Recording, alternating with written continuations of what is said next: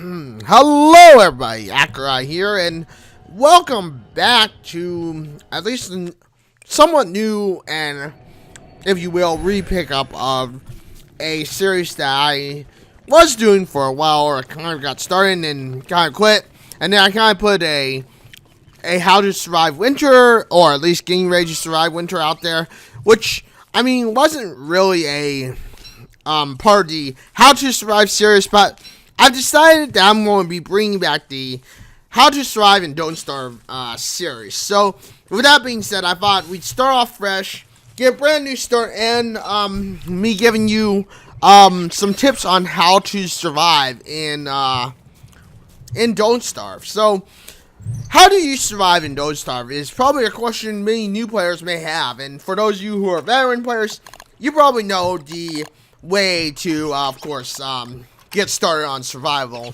But if you don't know how to get started on survival, then simply put, survival can be pretty daunting if it's your first playthrough.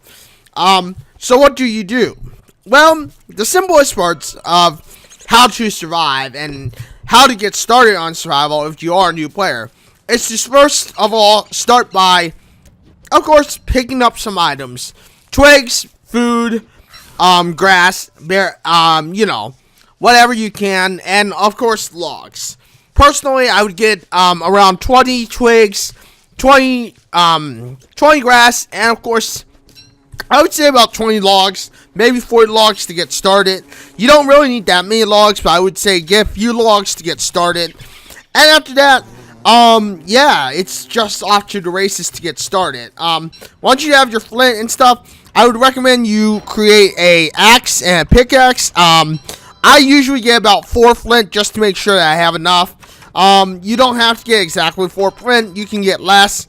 And then after that, you collect or start creating your torches. 2 torches do you find for getting started, especially for on the how to survive. For how to survive. After that, just start getting a few logs. It doesn't matter where you get your wood or your logs. I would recommend getting them from a big tree. That way you can get some seeds. Or in the case of like birch nut trees, get some birch nuts for your for yourself to survive, or just to replant. After that, it's a simple matter of basically exploring the map. Continue to, of course, grab grass and, of course, grab twigs. You're going to continue to need those. Those are main essential items in Don't Starve that you will be required to have on hand. Like I said, about 20 to 21 twigs, 20 to 21 grass, and, about 40 logs do you. After that, it's a matter of gold and rocks. Personally, you don't really need a whole lot of gold, but I would recommend you get at least about 6, maybe 7 to 10 gold at first from the get-go, as this will help you get started with the science machine and the alchemy engine, which are, of course, 2 main components that you will need to get started with in your war survival.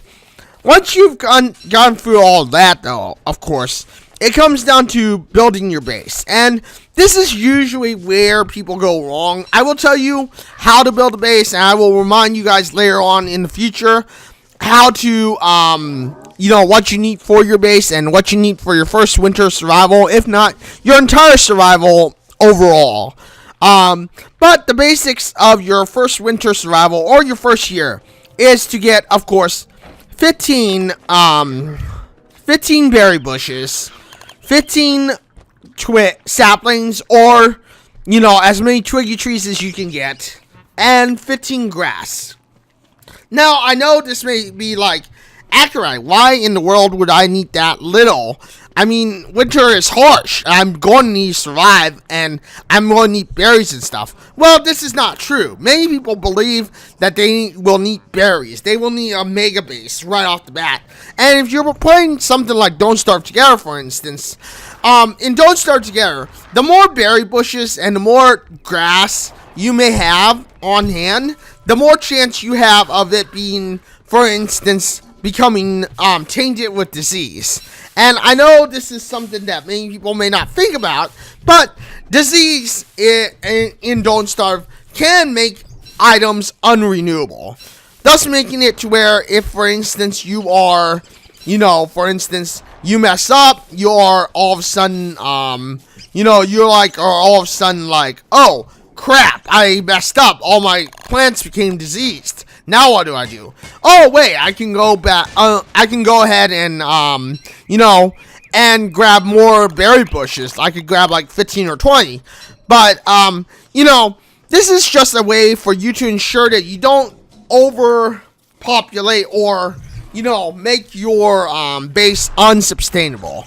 As I will talk about disease in the How to Survive series maybe later, or I will be talking about disease later on in Don't Starve Together mostly, because, again, if you get diseased plants, that's pretty much it. They are unrenewable. They're pretty much dead. You can't really get them back, and you won't be able to get them back. So, this is why I think, in many ways, most Don't Starve players will go wrong after a while because of diseased plants. And it's a small chance that you may get diseased plants, but at the same time, it's a chance that you may not want to risk. But, the basics of, like, diseased plants is, for instance, every 50 days. Every 50 days, you have a chance, if you don't unplant and replant your berry bushes, for instance, your grass, for instance, your saplings, for instance, they could become diseased. And when they become diseased, for instance, that's it. You're pretty much gone. And you better unplant the healthy ones and hope that they weren't also diseased. But you can avoid this. Every 49th day, for instance, which is right around the beginning of summer, what you can do is unplant your plants, move them to your summer base, if you have a summer base, or if you're contemplating doing a summer base, and then replant them there. This ensures that your plants will never become diseased, and of course, you never have to worry about them. Now, I know many players will probably be like, oh, but I don't play with diseases on, and, it's fine if you do, but if you do play with diseases on, then you might want to consider doing that every 50 days, or every, day 49, then it's day 99, you unplant them, and then you replant them. That way, you ensure that your plants will stay safe. As after all, once your plants die, aka like your berry bushes, that's it. Your spring food you better make sure that your spring has a lot of food that you can survive off of. Rather it be jerky, rather it be off your farms, or whatever it is, because obviously in spring, rabbits no longer become a food source. And in winter, rabbits are one of your main food sources going throughout the game. So,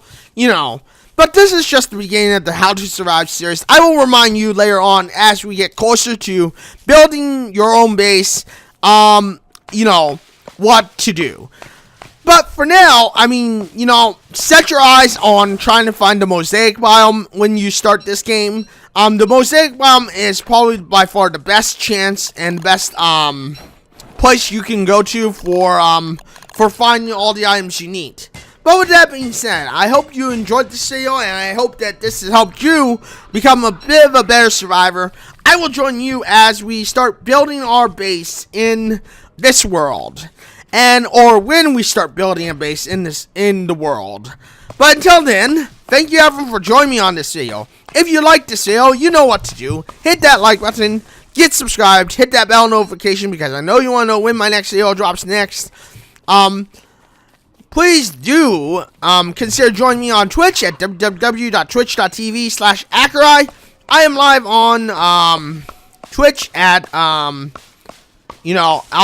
Twitch on Wednesdays, Thursdays, and of course Saturdays. I am planning to do a Monday, Tuesday, Wednesday, Thursday, and Saturday and Sunday stream eventually. Monday and Tuesday will be 2 to 3 hours, and Sunday will be about 2 to 3 hours. Possibly if I do a bonus stream. But of course, Wednesday, Thursday, and Saturday will be on normal, at least my current normal 4 to 5 hour stream.